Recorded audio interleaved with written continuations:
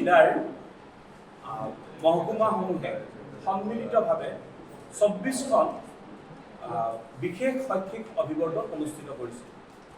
এই বিশেষ শৈক্ষিক অভিৱৰ্তনৰ যিটো মূল বিষয় আছিল যে ৰাজহুৱা প্ৰাথমিক শিক্ষাৰ চৰকাৰী যিটো প্ৰচাৰ আৰু তাৰ যিটো বাস্তৱ কি হৈ আছে এই সন্দৰ্ভে আমি এই অভিৱৰ্তনৰ জৰিয়তে অসমৰ বিভিন্ন দল সংগঠনক আমি বা ৰাইজক আমি অৱগত কৰিছিলোঁ।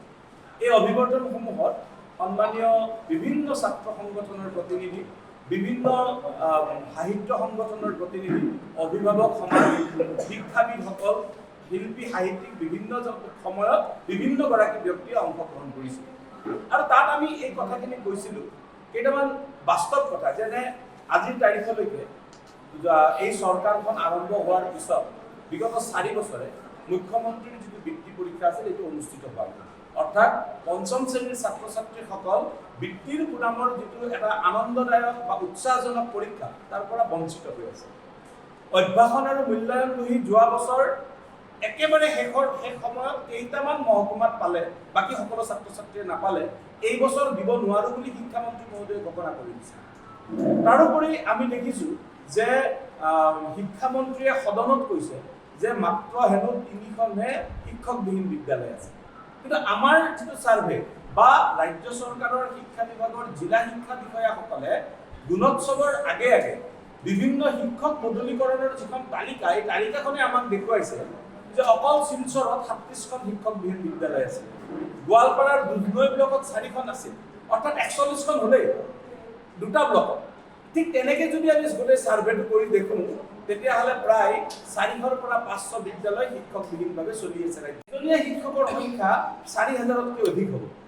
এই যিটো বাস্তৱ সত্য, এই সত্যটো আমি ৰাইজৰ আগত অৱগত কৰিছিলোঁ।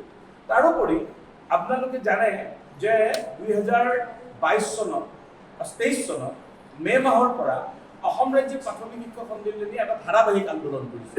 এই আন্দোলনটোৰ বিষয়বস্তু আছিল যে ৰাজ্যৰ প্ৰাথমিক বিদ্যালয়সমূহত প্ৰধান শিক্ষক বিহীনভাৱে চলি আছে। এখনো বিদ্যালয়ত প্ৰধান শিক্ষকৰ পদ নাই। 1982 চনৰ পৰা আমি দাবী কৰি আহিছোঁ যে আমাক পদ লাগে। অৱশেষত আমি যেতিয়া 22 মে'ৰ পৰা ধাৰাবাহিক সংগ্ৰামখন কৰিলোঁ, যিখন সংগ্ৰামত অসমৰ সকলো স্তৰৰ জনসাধাৰণৰ আমি সঁহাৰি পালোঁ, প্ৰায় 1.5 লাখ গণস্বাক্ষৰ আমি মুখ্যমন্ত্ৰী মহোদয়ৰ হাতত অৰ্পণ কৰিলোঁ। তেতিয়া 2 আগষ্ট 2023 তাৰিখে অসম কেবিনেটে অসমৰ প্ৰাথমিক বিদ্যালয়ত প্ৰধান শিক্ষকৰ পদ সৃষ্টি কৰা হ'ব বুলি ঘোষণা কৰিছিল। আজি 1.5 বছৰ পাৰ হ'ল, এতিয়ালৈকে কাৰ্যকৰী নহ'ল। ৰাজ্যৰ প্ৰাথমিক বিদ্যালয়ত কৰ্মৰত স্নাতক শিক্ষকসকলৰ পৰা 17 মাহ দি পিছত 8,700 টকাৰ গ্ৰেড পে এটা কাঢ়ি লৈ গ'ল। আমি বাৰে বাৰে অনুৰোধ কৰি আছোঁ, এতিয়ালৈকে ঘূৰাই দিয়া নাই। বিশেষ যুক্ত কৰা হ'ল, কিন্তু তেওঁলোকৰ প্ৰাপ্য আৰ্জিত ছুটি দিয়া নহ'ল। মুখ্যমন্ত্ৰী মহোদয়ে যেতিয়া নিযুক্তি পত্ৰ দিছিল, তেওঁলোকক একদম ডাঙৰকৈ কৈ দিছিল যে আপোনালোকৰ চিনিয়ৰিটিটো দিয়া হ'ব। তাৰ কোনো কিন্তু আদেশ আজিলৈকে প্ৰকাশিত নহ'ল। ৰৈ যোৱা ঠিকাভিত্তিকসকলৰ নিয়মীয়াকৰণ নহ'ল। ৰাজ্যখনত টিউটৰ হিচাপে আজিৰ তাৰিখত কিছু মানুহে কাম কৰি থাকিব লগা হৈছে। তেওঁলোকক শিক্ষকৰ মৰ্যাদা দিয়া হোৱা নাই। আমি বিচাৰিছোঁ তেখেতসকলক শিক্ষকৰ মৰ্যাদা দিয়ক। অৰ্থাৎ ৰাজ্যৰ শিক্ষানুষ্ঠান, শিক্ষাৰ্থী আৰু শিক্ষকৰ এই সমস্যাসমূহ আমি যোৱা 1 মাৰ্চ তাৰিখে সকলোকে আমি অৱগত কৰিছিলোঁ। আৰু অৱগত কৰাৰ পিছত এই 24খন অভিৱৰ্তনত কিছু প্ৰস্তাৱ গ্ৰহণ কৰা হৈছে। এই প্ৰস্তাৱসমূহ আজি আমি পূৰ্ব নিৰ্ধাৰিত সূচী অনুসৰি মাননীয় মুখ্যমন্ত্ৰী মহোদয়লৈকে প্ৰেৰণ কৰিম। আৰু এই 24খন অভিৱৰ্তনৰ যিখিনি প্ৰস্তাৱ, এই প্ৰস্তাৱৰ প্ৰতিলিপিখিনি আজি মাননীয় সঞ্চালিকা মহোদয়ৰ জৰিয়তে আমি মাননীয় মুখ্যমন্ত্ৰী মহোদয়লৈকে প্ৰেৰণ কৰিম। আৰু আমি এই কথাটো আপোনালোকৰ জৰিয়তে ঘোষণা কৰিছোঁ যে যদিহে এইখিনি দিয়াৰ পিছত মুখ্যমন্ত্ৰী মহোদয়ে হস্তক্ষেপেৰে বিষয়টো সমাধানৰ ফালে লৈ নাযায়, তেনেহ'লে অহা এপ্ৰিল মাহত আমি শিক্ষক, ছাত্ৰ ছাত্ৰী আৰু অভিভাৱকে মিলি ক'তো আমি বিদ্যালয়ৰ পাঠদানৰ ক্ষতি নকৰোঁ, কিন্তু প্ৰতিদিনে আমি আন্দোলনৰ কাৰ্যসূচী কৰিম, ধাৰাবাহিকভাৱে কৰিম।